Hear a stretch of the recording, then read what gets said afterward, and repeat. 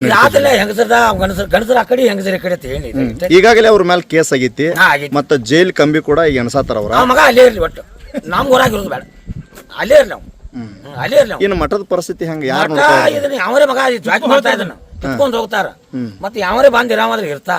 ಈ ಮಗನ ಸಂಬಂಧ ನಮಗೇನು ಅಭ್ಯಾಸ ಇಲ್ಲ, ಈ ಮಗ ನಮ್ಮಲ್ಲಿ ಇರೋಂಗಿಲ್ಲ. ಒಟ್ಟಿನಲ್ಲಿ ಮಠದ ಸ್ವಾಮಿ ಮೇಲೆ ಕಠಿಣ ಕ್ರಮ ಆಗಲ್ಲ ಅಂತ ನೀವು ಹೇಳ್ತೀರಿ? ಕಠಿಣ ಕ್ರಮ ಆಗ್ಬೇಕು ಅವ್ರ ಮೇಲೆ, ಸ್ವಾಮಿ ಮೇಲೆ ಕಠಿಣ ಕ್ರಮ ಆಗಬೇಕು. ಈ ಮಠದ ಹೆಸರ ಮೇಲೆ ಇಷ್ಟೊಂದು ಅಹಿತಕರ ಚಟುವಟಿಕೆಗಳನ್ನ ನಡ್ಸ್ಕೊತ ಬಂದಿದ್ರು ಅವ್ರ, ಈಗ ನಿಮ್ ಗಮನಕ್ಕೆ ಬಂದೈತೆ ಅಂತ ಬಂದೈತ್ರಿ. ಇಲ್ಲೊಂದು ರಾಮಲಿಂಗ ಮಠ ತಿಳಿ ಕಟ್ಟಿದ್ದಾರೆ, ಈಗ ಮತ್ತೊಂದು ಊರ ಹೋಗ್ತಾ ಅಲ್ಲಿ ಒಂದು ಮಠದ ಬೇರೆನೇ ಹೆಸರು ಹೇಳ್ತಾ, ಮತ್ತೊಂದು ಊರ ಹೋಗ್ತಾ ಅಲ್ಲಿ ಒಂದು ಮಠದ ಹೆಸರು ಬೇರೆನೇ ಹೇಳ್ತಾ. ಇವ್ ಒಂದು 100 ಊರಾಗ ಹೋಗಿ 100 ಮಠ ಕಟ್ಟಿದ, 100 ಹೆಸರು ಬೇರೆನೇ ಅದಾವ. ಮಗಳು ಭಕ್ತರನ್ನ ಎಲ್ಲಿ ಅವ್ರನ್ನ ಭಕ್ತರ ಹೆಂಗಸರಿ ಗಣಸರಿ ಇಲ್ಲ, ಅವ್ರ ಮೇಲೆ ಪರಿಣಾಮ ಬರುವಂತ ಕೆಲಸ ಮಾಡಿದ ಅಂತ ಹೇಳ್ತಾರೆ. ಗಣಸರೇ ಇಲ್ಲ. ಯಾಕಂದ್ರೆ ಯಾರೇ ಅವ್ನ ವಿರುದ್ಧ ಹೊಂಟ್ರಂದ್ರ, ಯಾರೇ ಅವ್ರ ಬದ್ದಲ್ಲ ಏನಾರೇ ಮಾತಾಡಕತ್ತರಂದ್ರ ಅವ್ರಿಗೆ ಬಡ್ಯಾಕ ಮಾಡಾಕ ಈ ಉದ್ದೇಶದಿಂದ ಇದು ಲಾಂಗ ಮಚ್ಚಿ ಇಟ್ಕೊಂಡ ಅವ್ರಿಗೆ ಅಂಜಿಕೆ ಆಗ್ತೈತ್ರಿ. ಅಂದ್ರೆ ಒಂದು ವಿದ್ಯೆ ಅಂತ ಅದೈತಿ ಅಂದ್ರ ರೀ, ಎಲ್ಲ ನಮ್ಮನೆ ವಿದ್ಯೆ ಐತ್ರಿ. ಅವ್ರು ಮಾಟ ಮಂತ್ರ ಲಾಂಗ ಮಚ್ಚ ಎಲ್ಲ ನಮ್ಮನೆ ತಯಾರದಾಗ ಇದ್ರು. ಅಲ್ಲ, ಈ ಮಠಕ ನಂಬರ್ ಕೂಡ ಹೇಳ್ತಿದ್ರಂತ. ಮಠಕ ನಂಬರು ಹೇಳ್ತಾನ್ರಿ. ಈ ಮಠದಾಗ ನೋಡ್ರಿ, ಧಾರ್ಮಿಕ ಚಟುವಟಿಕೆಗಳಿಗಿಂತ ಹೆಚ್ಚಾಗಿ ಇದು ಅನೈತಿಕ ಚಟುವಟಿಕೆಗಳು ಹೆಚ್ಚಾಗಿ ನಡೀತಾವೆ. ಮಠದ ಹೆಸರೇನ್ರಿ ಅದು? ಮಠದ ರಾಮ ಮಂದಿರ ಅಂತ ಹೆಸರು ಇಟ್ಟಿದ್ದಾನ್ರಿ. ಇಲ್ಲಿ ನಮ್ಮ ಊರಾಗ ಸ್ವಲ್ಪ ಕ್ಷತ್ರಿಯ ಜನ ಹೆಚ್ಚೈತಿನ ಅಂತ ಇಲ್ಲಿ ರಾಮ ಮಂದಿರ ಅಂತ ಇರ್ತಾನ್ರಿ.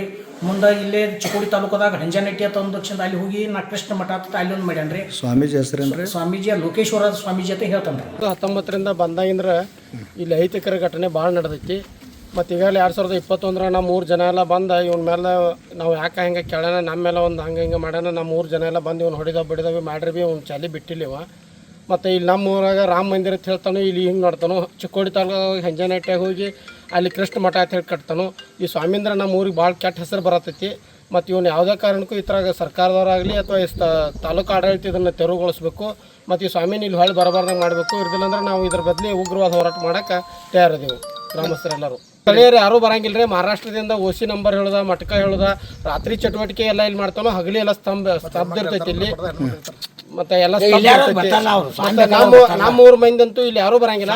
ಹೊರಸ್ಥಳದಿಂದ ಮಂದಿನ ಬಂದು ಆ ಮಂದಿಗೆ ಏನಾರು ಒಂದು ಹುಚ್ಚು ಇದನ್ನ ಹೇಳಿ ದುರುಪಯೋಗ, ಮಂದಿನ ಮುಗ್ಧ ಮನುಷ್ಯನ ಮೇಲೆಲ್ಲ ದುರುಪಯೋಗ ತೊಗೊಂಡು ಭಾಳ ಅಹಿತಕರ ಘಟನೆ ಮಾಡಿ ನಮ್ಮ ಊರಿಗೆ ಕೆಟ್ಟ ಹೆಸರು ತರತನು. ನಾವೆಲ್ಲ ಗ್ರಾಮಸ್ಥರು ಕೂಡಿ ಇದನ್ನ ಇನ್ನು ಮುಂದಿನ ಕ್ರಮ ಕೈಗೊಳ್ಳಕ್ಕೆ ಸರ್ಕಾರದವ್ರ ಕ್ರಮ ಕೈಗೊಳ್ಳೋದಿಲ್ಲ ಅಂದ್ರೆ ನಾವೆಲ್ಲ ಉಗ್ರವಾದ ಹೋರಾಟ ಮಾಡಕ್ಕೆ ಗ್ರಾಮಸ್ಥರೆಲ್ಲರೂ ನಡೆದೆವು. ಜನ ಎಲ್ಲ ಬರೀ ರಾತ್ರಿನೇ ಬರ್ತಾರೆ, ಎಲ್ಲ ಜನ ಇಲ್ಲಿ ರಾತ್ರಿನೇ ಬರ್ತಾರೆ, ಹಗಲಿ ಯಾರೂ ಇರೋದಿಲ್ಲ. ಅದು ನಮ್ಮ ಊರವ್ರಲ್ಲ ಮಹಾರಾಷ್ಟ್ರ ಬೇರೂರವ್ರಿಗೆ ಏನೇನು ಹೇಳಿ ಕರ್ಸ್ಕೊಂಡು OC ಹೊಡೋದ, ಅದು ನಂಬರ್ ಹೇಳ್ತೀನಿ, ಅದನ್ನ ಮಾಟ ಮಂತ್ರ ಮಾಡ್ತೀನಿ ಅನ್ನೋದು ಹೇಳಿ ಭಾಳ ಇದನ್ನ ಮಾಡ್ತಾನು.